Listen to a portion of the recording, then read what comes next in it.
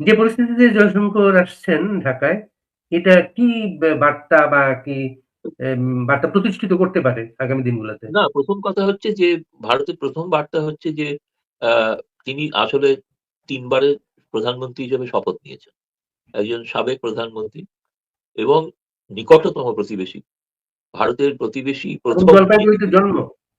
হ্যাঁ জলপাইগুড়িতে হ্যাঁ জন্ম হ্যাঁ, তার। সেটা কারণ না, সেটা কারণ সেই জন্মসূত্রে অনেক। পারভেজ মুশারফের জন্ম তো ছিল দিল্লিতে, চাঁদনি চকে, তাই না? দিল্লিতে, হ্যাঁ। দিল্লি দুর্গায়। না, জন্ম যেখানেই থাক, তো সেটা নিয়ে আমি সেইটা সেই মানে সেই বলে কোনো না, সেটা তো বিএনপি বা তাদের সমর্থকরা তারা যখন ভারত বিরোধী কিছু কথা বলে তখন সেটা তাদের ভেবে দেখা দরকার যে তাদের নেত্রী কিন্তু ভারতীয়, পড়াশোনা ভারতেই করেছে, এবং বিবাহ সূত্রে আবদ্ধ হয়েছিলেন কিন্তু মানে প্রথম পরিচয়টা ভারতেই, জিয়াউর রহমানের সঙ্গে, যে আর্মি ক্যাম্পে জলপাইগুড়ির ওখানে আমি শুনেছি আর কি, যাই হোক। সেটা ব্যক্তিগত বিষয়, এখানে আনাটা অনুচিত, কিন্তু এটা ঘটনা যে জন্মসূত্রে ভারতীয়, এই কারণে জয়শঙ্কর যাচ্ছেন তা নয়। জয়শঙ্কর যাচ্ছেন ভারতের প্রথম প্রতিবেশী নীতির প্রথম দেশ রাষ্ট্র বাংলাদেশ বরাবরই। ফলে সেখানকার সাবেক প্রধানমন্ত্রী তার অন্ত্যেষ্টি অনুষ্ঠানে যাওয়াটা, শেষকৃত্য অনুষ্ঠানে যাওয়াটা একটা সৌজন্যতা বোধ, সৌজন্যতা বোধ। এবং অতীতেও ভারত যখনই কিন্তু ভারতের কোনো নেতা মানে প্রণব মুখার্জি ছাড়াও রাজীব গান্ধী তো গিয়েছিলেন সার্ক সম্মেলনে, তাই না? সেই রাজীব গান্ধীর সময় থেকে শুরু।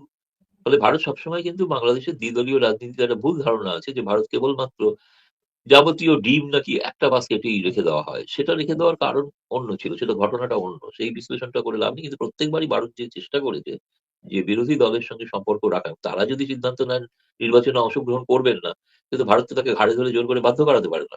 কিন্তু 18 সালে করেছিলেন, সেটা ঘটনা। 18 সালের আগে বিএনপি নেতৃবৃন্দ ভারতে এসেছিলেন, তারা কথা বলে গিয়েছিলেন। আজ যারা এখানে আছেন 3 জনের নাম তো আপনারা জানো তুমি হয়তো, আব্দুল আউল মিন্টো, আমির খসরু এবং হুমায়ুন কবির, যিনি তারেক রহমানের আন্তর্জাতিক সম্পাদক ছিলেন, এখন এখন ঢাকাতে যিনি বোধহয় যুগ্ম সম্পাদক মেম্বার কোনো পদে আসীন হয়েছেন।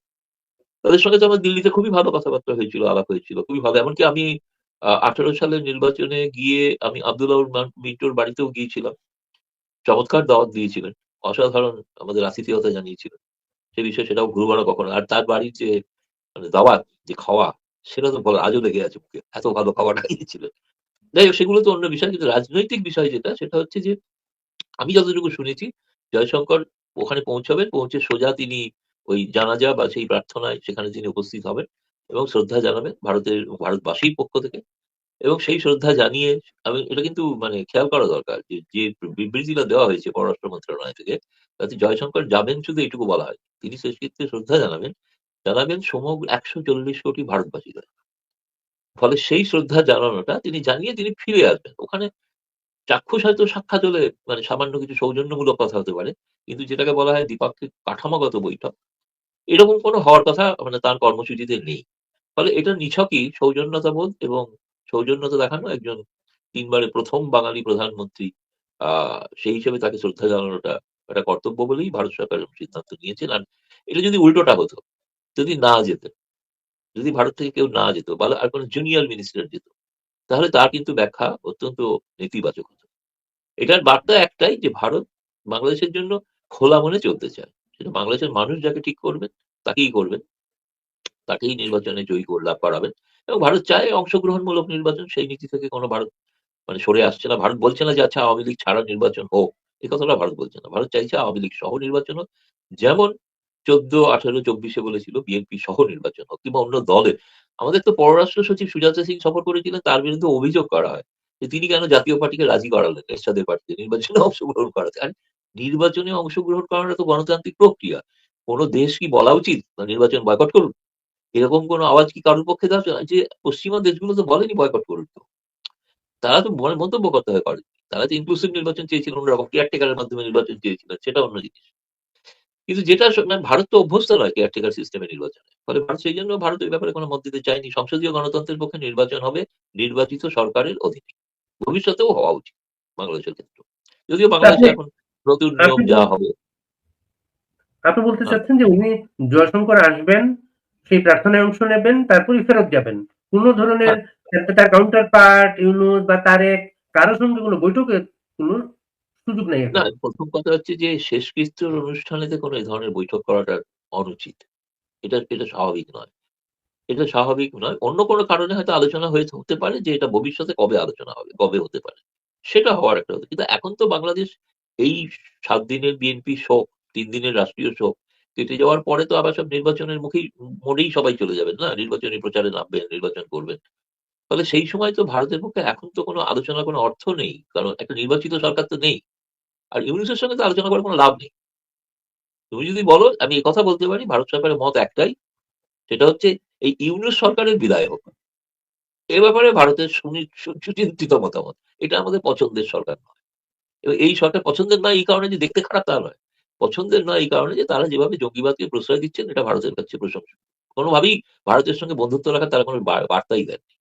আমি জানি না যে আমাদের ওই হাই কমিশনারকে ডেকে নিয়ে গিয়ে কি আলোচনা হচ্ছে, যদিও বাংলাদেশ হাই কমিশন, ভারতীয় এর পররাষ্ট্র মন্ত্রণালয়, তারা কিন্তু বলছেন উনি ছুটিতে গেছেন, ওকে তলব করা হয়। উনি ছুটিতে গেছেন, বছর শেষে ছুটিতে গেছেন।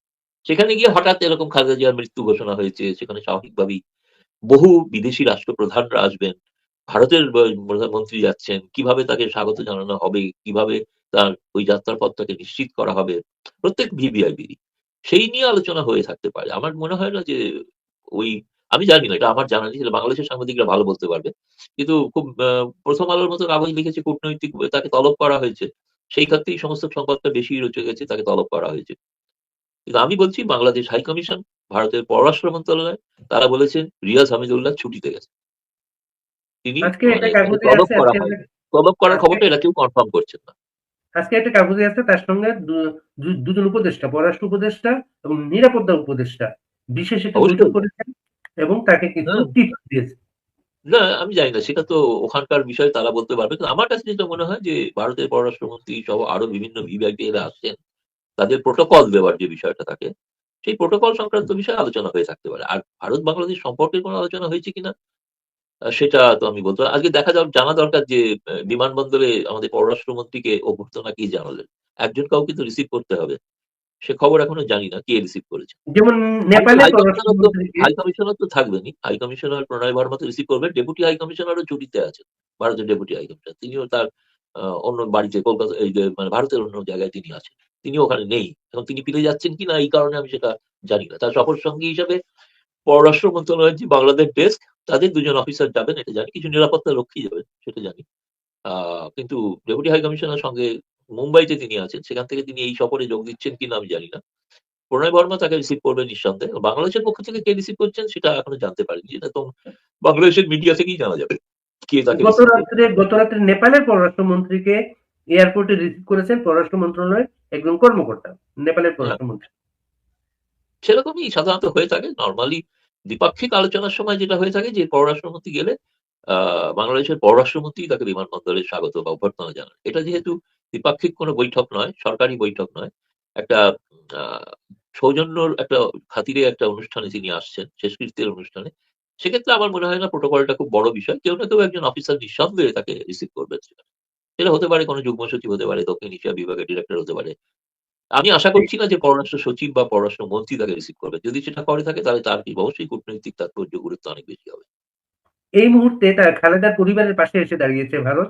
প্রধানমন্ত্রী নরেন্দ্র মোদী তার সঙ্গে ছবি সহ শোক জানিয়েছেন।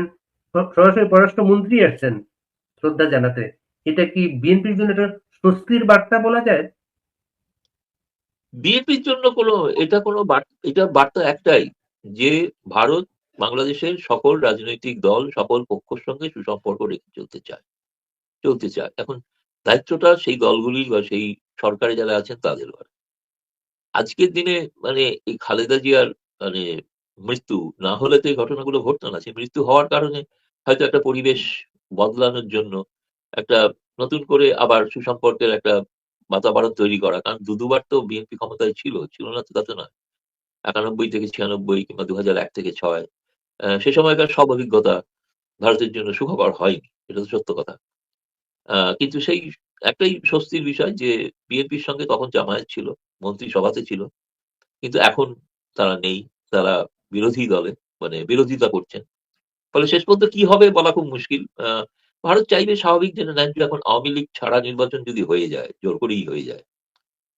তো কিছু করার তো নেই। ভারত তো চাইবে, বলতেই পারে যে আওয়ামী লীগকে সহ নির্বাচন করুন। কিন্তু তারপরে তো একটা সরকার যদি প্রতিষ্ঠিত হয়, তাহলে সেই সরকারের সঙ্গে যেমন ৭৫ সালের পরবর্তী সময় থেকে সমস্ত সরকারের সঙ্গে ভারতের সম্পর্ক ছিল। তাই না? জিয়াউর রহমান স্যার যখন করেন তখন তো বললাম যে রাজীব গান্ধী গিয়েছিল। এরশাদের সময় সম্পর্ক ছিল। এরা তো সেনা শাসন ছিল। এরশাদের পরে যে সেনা সমর্থিত সরকার ছিল 111 সরকার, তার সঙ্গেও সম্পর্ক ছিল। সম্পর্ক ছিল মানে ভারত বাংলাদেশকে যে ডিউটি ফ্রি অ্যাক্সেস দেওয়া হয় পণ্যের রপ্তানির জন্য, সেটা তো সেনা শাসনের সময়, তাই না? ফলে এই বিষয়গুলো তো আছেই। স্বাভাবিকভাবে এটা তো ডিপ্লোমেসির ক্ষেত্রে এটা একটা প্রয়োজন। এখন ডিপ্লোমেসির ক্ষেত্রে তুমি দেখতেই তো পাচ্ছ যে আফগানিস্তানের তালেবান সরকারের সঙ্গেও ভারত এখন সম্পর্ক রেখে চলছে। সেখানে তো কোনো ডেমোক্রেটিক সরকার, সেই ধরনের গণতান্ত্রিক দল তো ক্ষমতায় নেই। তাহলে কি উপেক্ষা করা হচ্ছে? তা তো নয়। তাকে এখানে লাল কার্পেট অভ্যর্থনা জানানো হয়েছে তালিবান মন্ত্রীকে। আমি জানি না তোমাদের ওখানে খবর একটা বিশেষ খুব গুরুত্ব পায়নি, এটা খোঁজ নিয়ে দেখা দরকার। এই তালিবানের এক মন্ত্রী সম্প্রতি বাংলাদেশ সফর করেছেন। তিনি কয়েকটি মাদ্রাসায় গিয়েছেন, কাদের সঙ্গে বৈঠক করেছেন খুব বিস্তারিত খবর আসেনি। এটাও একটা জানার বিষয় আছে। এটা সামাজিক যোগাযোগ মাধ্যমে খুব ছড়িয়েছে, নিউজ পেপার গুলাতে সেইভাবে গুরুত্ব পায়নি এটা।